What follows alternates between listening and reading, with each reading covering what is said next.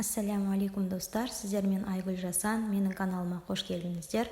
Бүгін сіздерге өте ерекше, дәмді, грек жаңғағы қосылған печеньенің жасалу жолын көрсететін боламын. Менімен бірге болыңыздар. Ең алдымен ыдысымызға ұнды саламыз, оның үстіне шым-шым тұз және де сары май қосамыз.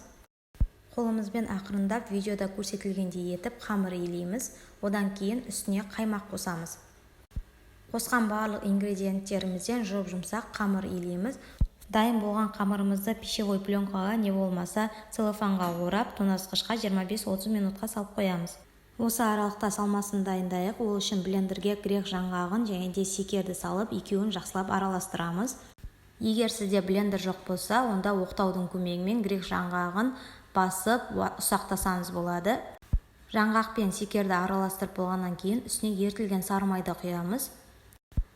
Жақсылап араластырамыз және де біздің салмамыз осымен дайын.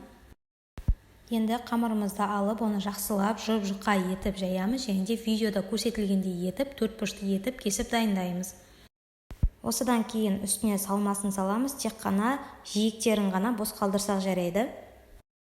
Печеньеге қажетті барлық ингредиенттерді мөлшерімен видеоға және де видеоның астында описаниеде міндетті түрде жазып қоямын.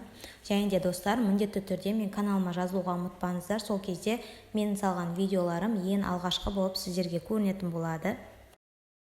Одан кейін видеода көрсетілгендей етіп орап печеньемізді дайындаймыз. Печеньенің барлығын дайындап болғаннан кейін формамызға пергамент қағазын төсеп, үстіне печеньелерді орналастырамыз және де бетін жұмыртқамен жағып қажет емес.